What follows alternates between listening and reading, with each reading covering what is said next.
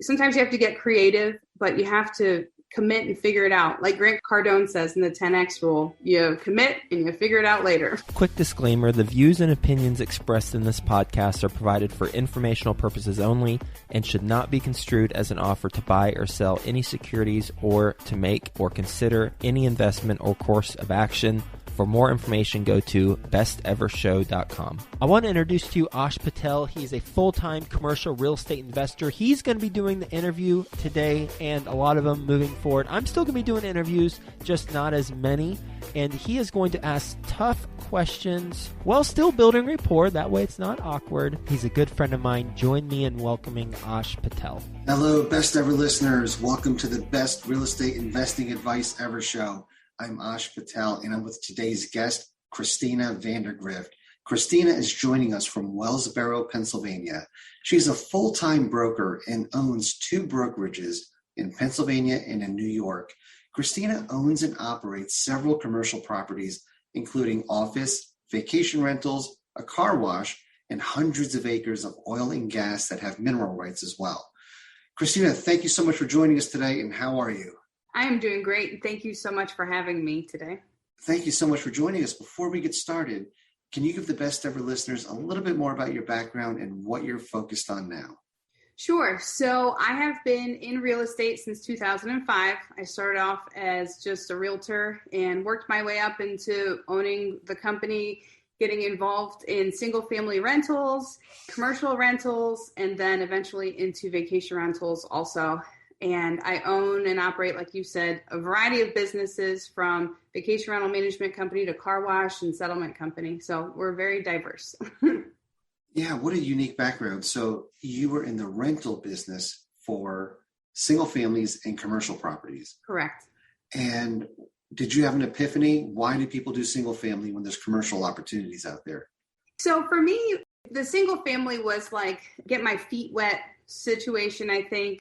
I'd seen so many others do it as far as clients. So I knew I wanted to invest in real estate. I started selling when I was 20. So I started investing when I was 22. And once we got into the commercial industry, though, it's night and day. You don't have people trashing your houses and not paying their rent potentially. And then, as I said, vacation rentals. And that took it one step further because it's fun, you have the potential to make more money, and you can be as involved or as hands-off as you would like to be also.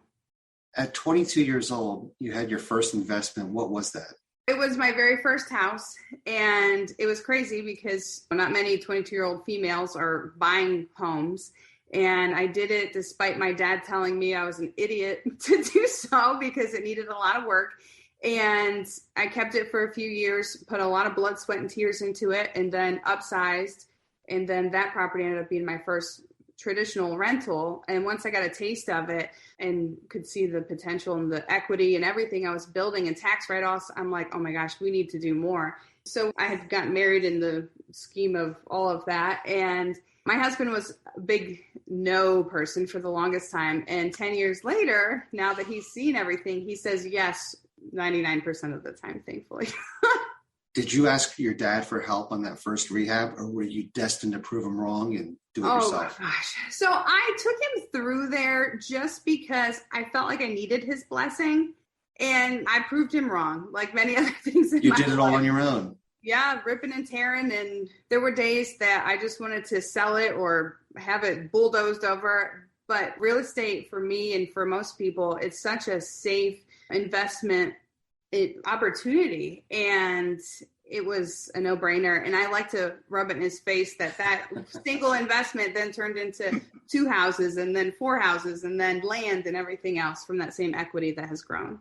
All right, well, take us back there. You have one under your belt. You turn it into a rental. What's next? So we ended up continuing to do it and using equity to just buy more and building that equity. And in the midst of all of that, my mom, who had owned our brokerage, decided to sell. So that was the next big project that we did, was buying the property and then growing that business, which, as scary as it was, then led us into the opportunities to buy many other properties and other exposure to commercial and everything else that we're doing. What did your dad think when he found out you wanted to buy the brokerage? At that point, him and my mom had actually split up. So he was like, well, good luck with that. He's like, I'm sure you could do it better than your mom. But no, my dad, it's funny. He's a pessimistic person, but now he says he did that to help push me and motivate me. At the time, I know he was waiting for me to fail, but I think that we have a lot of those people in our lives, and we just have to dig in and lean in and work, and over time it'll compound. Christina, how old were you when you took over the brokerage? I was 29. Okay, so you've got about 7 years of experience in real estate, and now you're doing commercial and residential. Mm-hmm. What was that transition like? Even though I had seen so many other people do it, it was so interesting, especially when we would occupy our own businesses and our commercial spaces too. A huge benefit and a huge eye-opener, just because it's just a whole different world, different clientele, and it made me want to continue to do more, which then gave me the motivation to build a car wash and to open up a settlement company. And we own all those buildings also. Wait, you didn't buy a car wash, you built one? No, we literally built one from the ground up. And ironically, we closed on Mountain Valley in June of 16. We opened 6 West Settlements in January 17. And in 18, when we committed to buying the property across the street from our real estate company and build a car wash, that same week we found out my husband's position at Shell as a construction superintendent was going to be eliminated. So it was my opportunity, sink or swim, to dig in and figure it out. And as scary as it was, going $1.5 million in debt at that point to literally from the ground up build a car wash from scratch, it was such a blessing because he did a lot of the work himself and managed the contractors too. Why a car wash? I could think of a million other things to build. So it's a crazy story, but fate would have it. A few years before that, I was on a motorcycle trip in Florida, and there was a gentleman on the trip with us that owned car washes. And just something about having passive income, at least you think it's passive, and when you have one, it's a whole different thing because there's people and maintenance every day and everything else. But I had that gut feeling that I needed to do it. And there was a vacant lot across the street from my real estate office. And I pictured it there. And I had approached the owner at that point to sell it. And he wasn't ready. And 3 years later, he ended up being ready and we made it happen. Yeah. So they're not passive, just like laundromats. And people think you just go there, collect money, but It's a tremendous amount of work. Right. Would you have done it over again in hindsight? Definitely. Oh my gosh, for sure. The timing, like I said, was crazy because Jeremy, his position was eliminated and we leaned in, but we were open 1 month before the world shut down because of COVID. So that was the scary part. We got through it though, and this year it's been going gangbusters, thankfully. We'll get back to the show in just 2 minutes, but first, some sponsors I'm confident you'll find value in learning more about. As your portfolio grows, you need financial management services you can rely on to help you save money and continue making the right choices for your company's future. RealestateAccounting.co's top-tier CFO team uses their deep industry and operating experience to guide real estate syndicators, investors, and family offices through every pivotal moment and crucial decision. Their fractional CFO services include budget to actual, cash flow and distributions, and reporting and valuation. Go to realestateaccounting.co/CFO to find out why REA is one of the fastest growing real estate accounting companies around. The real estate experts provide timely analysis and consultations to help you make the most informed decisions possible. See and trust where your portfolio is headed with the customized financial reports based on the KPIs that matter to you and your business. Try it risk-free today at realestateaccounting.co/CFO. If you're not sure where to start investing or need help taking the next step, mentorship and coaching is one of the best ways to get going. Think Multifamily is a leading apartment acquisition and education company who provides true one-on-one coaching to help you invest for your family's future.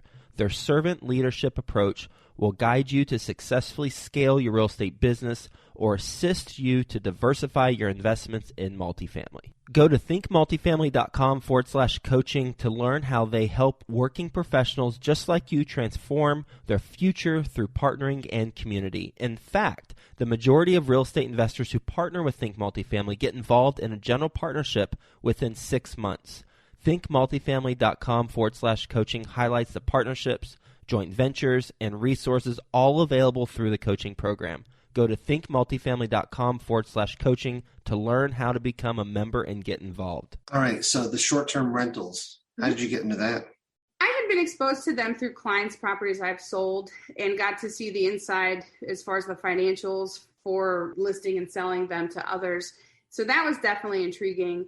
A client of mine had been interested in properties locally, and when I had approached him about a commercial listing I had, he said, we're actually buying in Florida now. We're buying vacation rentals, and they're very lucrative. And again, that gut feeling that maybe we should try it and do it. And we work 24/7. Maybe we should have a place to go on vacation to that other people pay for was the initial thought path.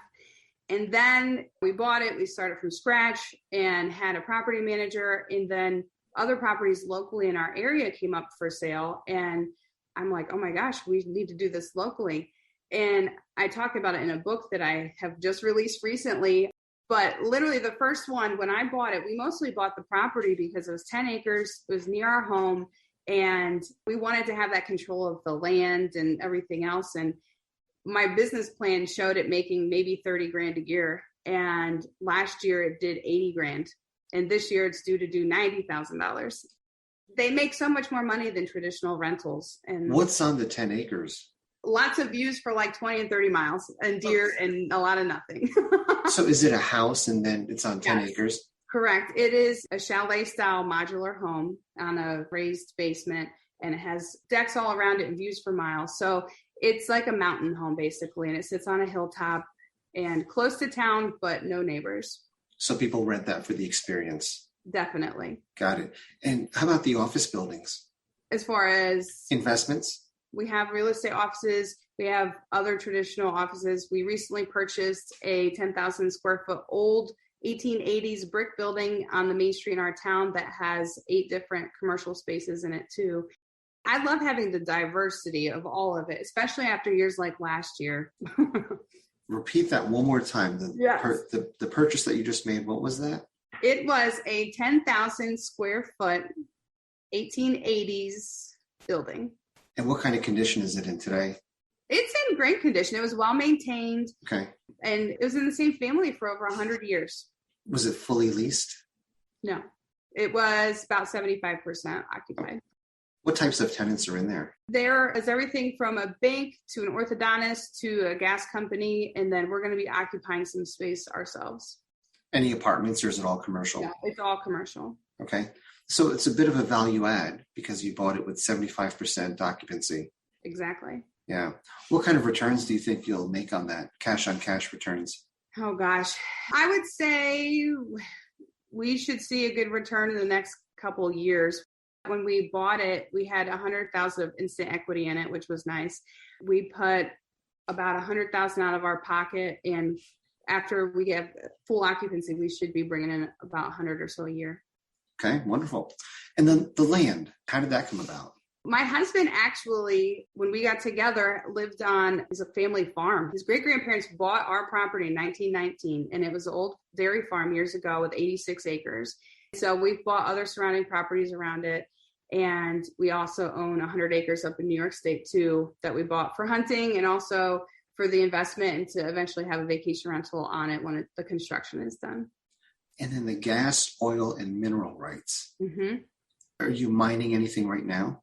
Because of the state of the world right now, the gas industry has slowed down very much in our area. The cost of gas prices has gone down so much since 10 years ago. Back at that point, all the gas companies were trying to get here into the Marcellus and Utica shales and developing it, and it just wasn't profitable the last few years because of the gas prices. So the new drilling hasn't been happening as often, but they are still have the existing ones that are connected producing. And did you buy the land because of what's buried underneath? Actually, no. We bought it mostly just, this sounds silly, but for our own use and sentimental value. And they don't make more land. So anytime we have an opportunity to do that, we try and do it. Good. So in terms of investing in real estate, mm-hmm. What advice would you give that residential investor that thinks commercial's too difficult, too much money, too big of a learning curve? I would honestly say that I have had some doozies of traditional tenants. That commercial is just so much more streamlined. The financing is honestly easier because they look at totally different things. And it's more of a guaranteed income, especially this past year with all the rent moratoriums. The commercial spaces still had to pay rent, whereas the other landlords were affected with their tenants potentially not having to with the state of the world. But definitely, I can sleep at night knowing that they're taking care of my properties because they have people coming into them and they want to maintain them. Whereas we've had tenants catch houses on fire and leave them disgusting and all sorts of damage. And when you look at the potential income, it's night and day.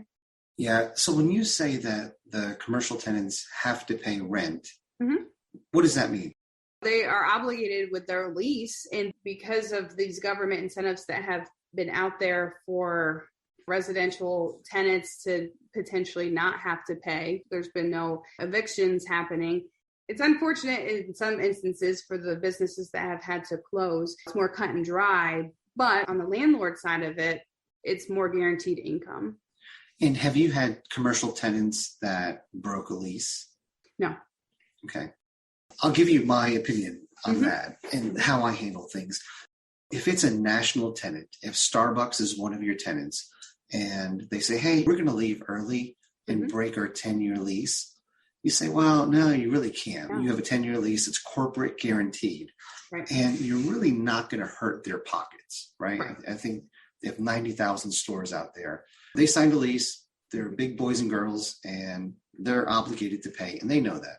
When you have a dentist, an orthodontist, a small business, a flower shop, a hair salon, even though they sign that 3, 4, 5-year lease, mm-hmm. if their business goes out and they can't afford to pay you rent, mm-hmm. then there's really not a lot to go after because now you're digging into their pockets, right? So the way that I look at that is during that eviction moratorium and when we had the whole lockdown, mm-hmm. I only had one tenant, that was a salon, ask if they can have 2 months of no rent. Mm-hmm. Awesome, no problem. I had another tenant who said, hey, I can't afford to pay you this month. She was a photographer. But when I get my stimulus check next month, I will give you that. Mm-hmm. I thought that was very noble of her. She was a new tenant. I was curious to see if she was going to actually follow through with that. And sure thing, she paid 2 months when she got her stimulus check. And then I told her that was an awesome thing to do. Your next rent is on me. Mm-hmm. But unless you have a national tenant, a tenant can break their lease. And unless you're going to sue them and try to go after their personal assets, it's not as cut and dry, right? And that's my opinion. Right. When you have a regional company, when you have a corporate backed lease, mm-hmm. it's more guaranteed during any shutdowns or whatever. You can choose to work with them, but you know that you're not personally hurting them if you choose not to. Right. But I do like what you said. They don't destroy your place because they're professionals. They're business owners, right? Mm-hmm. Versus professional tenants who I've had the same experience with and have houses destroyed. Yeah. Like they were given pristine houses and they were just destroyed. So thank you for sharing that. Case by case, you have to have a heart. And it all depends on the circumstances and everything else. I've worked with tenants and I've worked with my residential tenants also. Yeah. You do the right thing. So if you're just a residential tenant, if they're trying to do the right thing, like you said, you work with them. But if they are just professional tenants. We'll get back to the show in just 2 minutes, but first, some sponsors I'm confident you'll find value in learning more about. Mark your calendars for the Best Ever Conference, February 24th through 26th, back in person at the Gaylord Rockies Convention Center. Join the experienced community and phenomenal speakers for a weekend of learning the best commercial real estate strategies, building relationships, and quite frankly, having a lot of fun. As a bonus, once you purchase your ticket, you are put into a mini mastermind group to start making connections with other commercial real estate investors immediately. Get the lowest prices right now at besteverconference.com. That's besteverconference.com. Here's a problem you're probably not solving for right now. Have you ever had a tenant squat inside your rental and refuse to pay rent? Or are you worried about renting to a serial rent dodger? You've probably used a credit report for tenant screening before, But what if I told you you're missing out on info you need to properly verify prospective tenants? That's a problem, and the solution is Rentify. Rentify provides a summary of a prospective tenant's financial information using bank-verified transactional data you can't get from a credit check. This includes monthly income, payroll, past rent payments, and identity verification. Rentify's reports also highlight non-sufficient funds, overdraft history, and missed rent payments. It's all available at www.trustrentify.com. The best part is Rentify's financial reports instantly verify the full financial picture of a tenant within minutes, so you will no longer have to waste hours or even days verifying their information manually. And you can eliminate the risk of being duped by fraudulent documents and losing thousands of dollars getting unreliable tenants evicted. Visit trustrentify.com and use the promo code FAIRLESS for 25% off your first report package. That's trustrentify.com. Put in the promo code FAIRLESS, FAIRLESS, for 25% off your first report package. What's next for you? You've done some crazy stuff. Land, car wash, 150-year-old buildings. Yeah, we really are leaning into the vacation rental, the short-term rental aspect of things. And I would love to develop a property and have cabins or tiny houses or everything on it so that we can continue investing in bigger parcels, but also capture that return of the income and offering experiences for people, because it's just so rewarding and so much fun. So definitely, I would like to do that and continue to grow that portfolio. And Christina, when you say develop, that's buying land and putting something on there. Correct. Yep. Septics, wells, all the excavating, everything. What areas are you looking in? We've been so lucrative where we are in northern Pennsylvania because it's very rural. In the era of social distancing, it's been a big thing. We also have rentals in Gatlinburg. That's another mountainous area. We've recently sold ours in Florida just because you buy low, sell high, and we had to because it was ridiculous how high the prices were going for. But definitely, I think our go-to is just high travel tourist areas that you can buy at an affordable price and then really capture on the income and the investing side of it. Pennsylvania, is that going to be a seasonal rental or is that rented year-round? Ours are year-round. It's unbelievable. Even when there's snow and ice, we have turnovers the same day. It blows my mind. And is it families? Is it people coming out to hunt?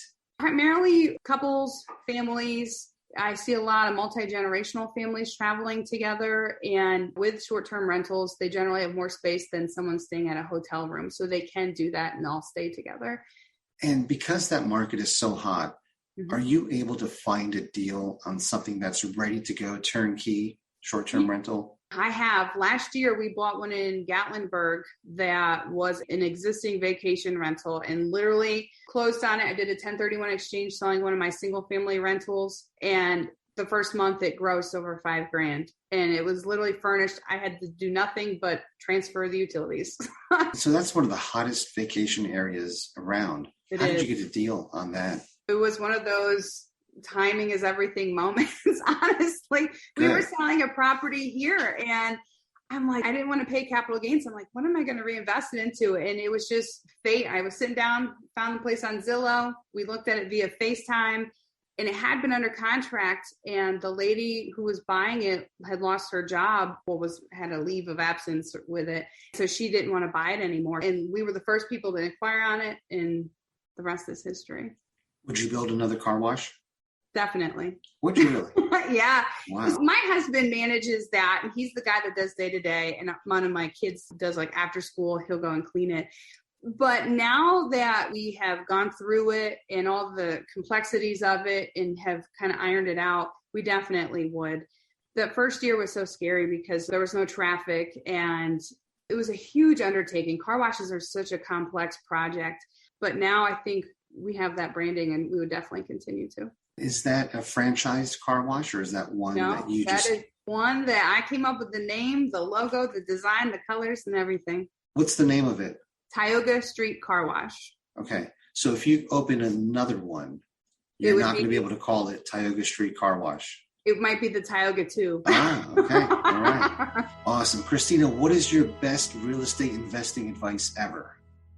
I would say that my best real estate investing advice ever is It doesn't matter who you are, where you're from, you can get into the game. When I bought my first house, I had $3,000 of my own money down, which then turned into $40,000 in equity, which then was $60,000 and just has continued to grow. Sometimes you have to get creative, but you have to commit and figure it out. Like Grant Cardone says in the 10X rule, you commit and you figure it out later. And don't listen to your dad when he says don't do it. Exactly. Don't listen to people who have not been there themselves. Yeah, my parents did the same thing to me. It actually cost me about 10 years because I think it was a 4-family. I was going to live in one and rent out the others. I had it all set and they were like, hey, that's such a dumb thing to do. We lost a ton of money in real estate. Why would you do that? Yeah. And I'm like, oh no, it made me rethink everything. Yeah. Took a 10-year pause and then got into it and found my calling. Yeah. So yeah, thanks, Mom and Dad. Yeah. Christina, are you ready for the best ever lightning round? I am, I think. All right. Christina, what's the best ever book you recently read? The Infinite Game by Simon Sinek. What was your big takeaway from that? I think that my biggest takeaway was we all think that there's an end game. There's a final destination. And we forget that life and careers and investing and everything is infinite and it continually changes and grows. So you have to continue to do the right thing and have integrity along the way and it will come back around. And I really like that a lot. Christina, what's the best ever way you like to give back? I love coaching people and building them up and getting them out of their comfort zones. We do a lot locally also with co-drives, and we're have a car show coming up in the near future that's a charity benefit at our car wash. But ultimately around the board, I just like to encourage and empower people to get out of their comfort zones. Christina, how can the best ever listeners reach out to you? Definitely connect with me on social media. On Instagram, it's Christina Vandergrift. And also my website would be the best. It's Christina-Vandergrift.com. And I have my blog. I do coaching. I have courses on investing in real estate and short-term rentals also. And you mentioned a book. Tell me about that. Yes. So my book is Vacation Rentals, The Ultimate Guide. You can get it through my website. It's also on Barnes & Noble and Amazon. It has all the highs and lows and trials and errors, and it's a streamlined guide for you to get into the industry yourself, and even coaches you if you don't have down money, how to creatively come up with it too. Christina, thank you so much for sharing your story with us today. Your can-do attitude along with your free spirit has gotten you where you are today with starting out as a realtor, your first rental property, and going into commercial properties, owning the brokerage that your mom had. What an amazing journey. So thank you so much for sharing that with us. Thank you very much for having me. Best ever listeners, thank you for joining us and have a best ever day.